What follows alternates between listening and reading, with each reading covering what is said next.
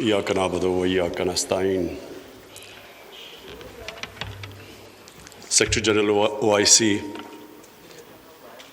respected foreign ministers, ladies and gentlemen. First of all, let me welcome all of you to Pakistan. The irony is that 41 years ago, the extraordinary meeting of the OIC was held in Pakistan. It was discussing Afghanistan. And since then, all the troubles of Afghanistan started. No country has suffered as much as Afghanistan. 40 years of conflict. And then add to it recently prolonged drought, 75% of the people living off the land. And then, even before 15th of August, half the population below the poverty line. Years of corrupt governance.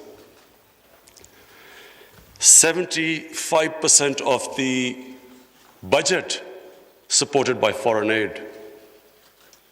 Now, a country in this situation, after 15th August, if the foreign aid dries up, the foreign reserves get frozen, banking system freezes, any country is going to collapse, let alone Afghanistan, which has suffered for the past 40 years. So I'm really glad all the speakers before me mentioned the gravity of the situation. Especially I would like to point out what Michael Griffith, Under Secretary of the United Nations Secretary General, what he had to say, the figures he gave. So the point is that if the world does not act, this will be the biggest man-made crisis which is unfolding in front of us. We, the OIC, it's a big responsibility on us, because not only is it the situation in Afghanistan as it unfolds, but it's a religious duty to help them. And I must say that we have to, and I speak to the United States specifically, they must de-link the Taliban government from the 40 million Afghan citizens. Even if they've been in conflict with Taliban for 20 years. But this is a question of the people of Afghanistan. 40 million human beings. And that's why it is very important that action is taken immediately. Already we are late. The Afghan winter, everyone knows, is extremely severe. And these preconditions, the Taliban have to, unless they have an inclusive government, human rights, women's rights, do not allow terrorism from the soil. Unless these preconditions are met, the humanitarian aid will not flow, and their foreign reserves won't be allowed to have them, or the banking system won't be allowed to function. This is very important. That first of all, the one time I met the Taliban foreign minister, he categorically said that they wanted to comply with these three conditions. Now the point is, we must understand that when we talk about human rights, every society is different. Every society's idea of human rights and women's rights are different. I just give you an example of the Pakhtunkhwa province, which borders Afghanistan, because the culture is similar, because Taliban is basically predominantly a Pashtun movement, and there are more Pashtuns on our side of the border. Now, the city culture is completely different with the rural culture. Culture in Kabul was always different to rural areas. Just like in Peshawar, it is completely different, the culture, to the district adjoining the Afghanistan border. So I give you an example. We give stipends to the child's parents to put the girls into school. But in our tribal districts or the district adjoining Afghanistan, if we are not sensitive to the cultural norms of those people, even with stipends, they won't send the girls to school. But if we are sensitive to their cultural norms, without stipends, they're willing to send the girls to school. So this sensitivity, I'm afraid, when we are talking about human rights and women's rights, we have to be sensitive about this. But my big worry is that unless action is taken immediately, and I mean immediately, because we've been saying this for now 2-3 months, unless action is taken immediately, Afghanistan is heading for chaos. Any government, when it can't pay its salaries of its public servants, hospital, doctors, nurses, any government is going to collapse. But chaos suits no one. It certainly does not suit the United States. Because what if there's chaos there, and chaos means the inability, if the Afghan government does not have the ability to fight terrorism. And we know ISIL is now a threat. It has been a threat. We have had attacks from Afghan border, from ISIL into Pakistan. So the only way you can control what is, and ISIL is capable of international terrorism. And the only reason you can deal with it is if there's a stable Afghan government. And same with Pakistan. Our worry is, and remember, Pakistan lost 80,000 people. We were the biggest collateral damage of the Afghan war. Our economy was shattered. Over $100 billion lost to the economy. 3.5 million people internally displaced. Well, the last thing we want is chaos in Afghanistan, more refugees. We already have over 3 billion Afghan refugees.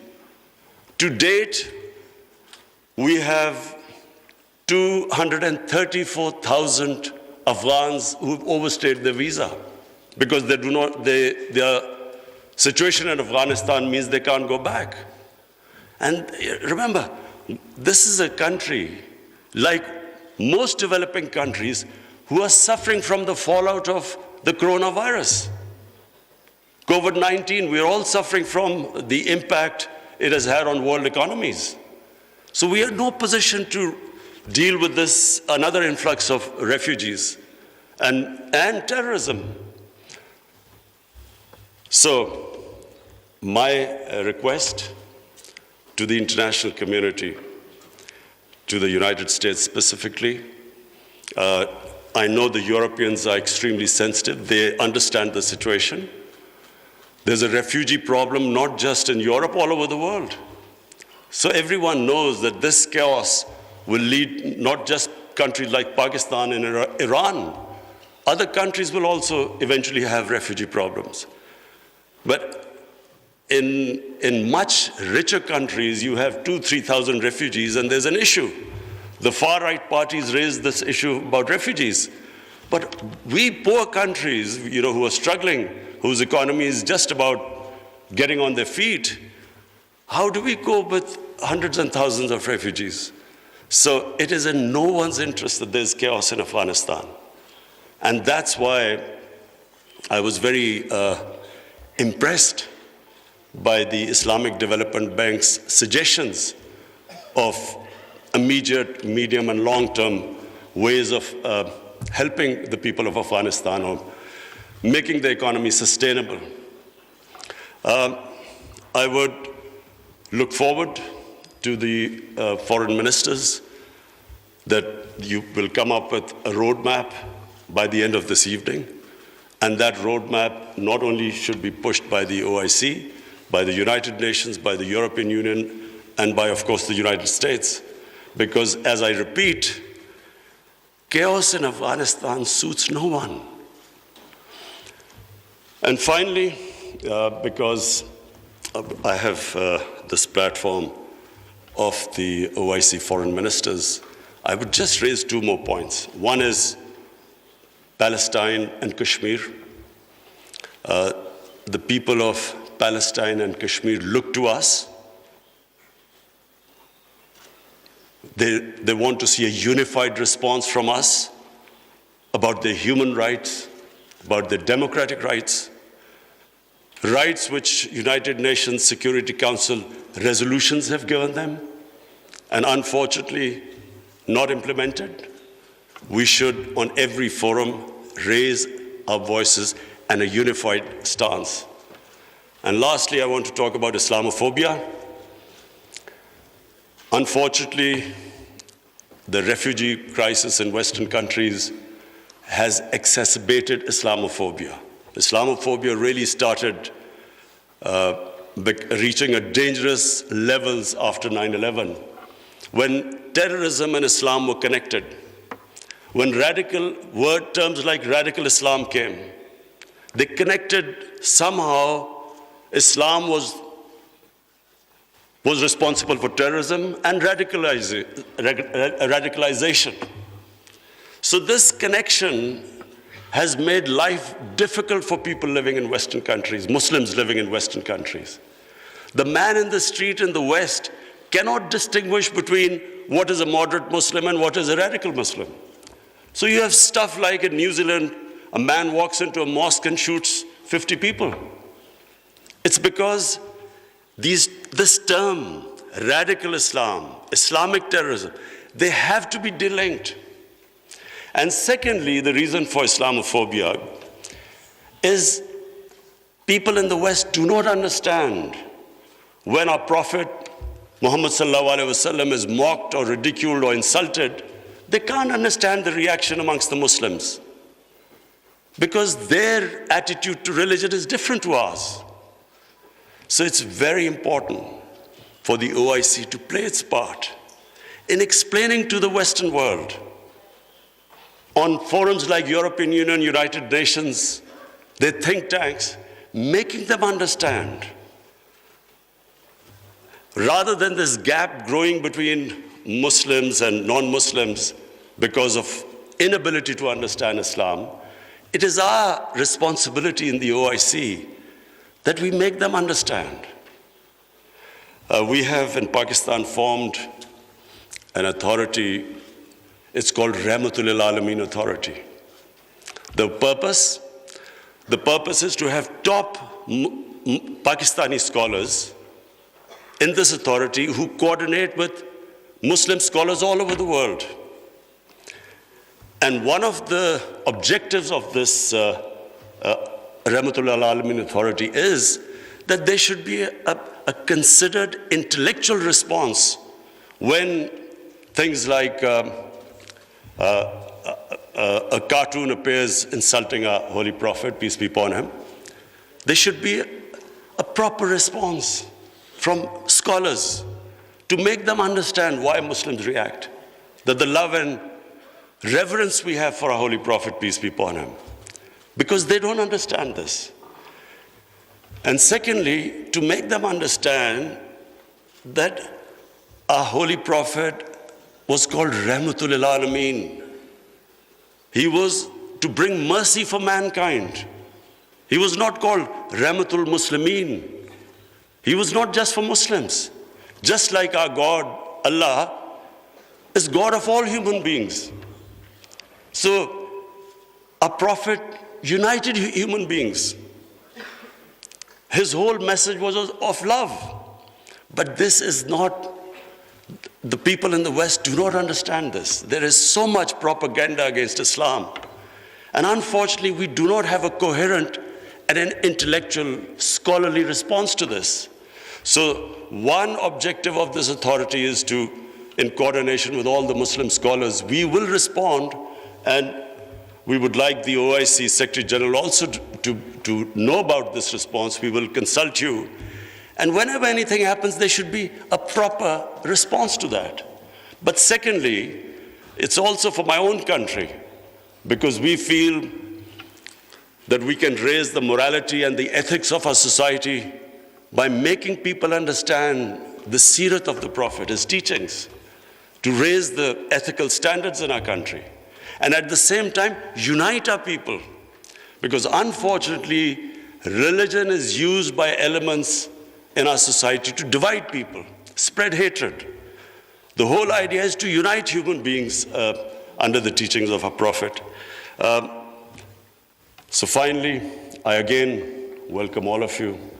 I hope we have a very productive session this afternoon, and then we come up with a very coherent a strategy, which I said immediate, medium term and long term, how to get Afghanistan out of this crisis. Thank you.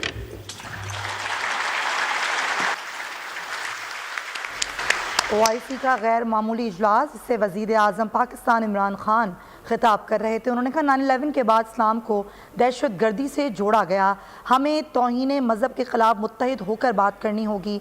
उन्होंने ये भी कहा कि मगरिब में इस्लाम के ख़िलाफ़ बेबुनियाद प्रोपेगेंडा किया जाता है। Your remarks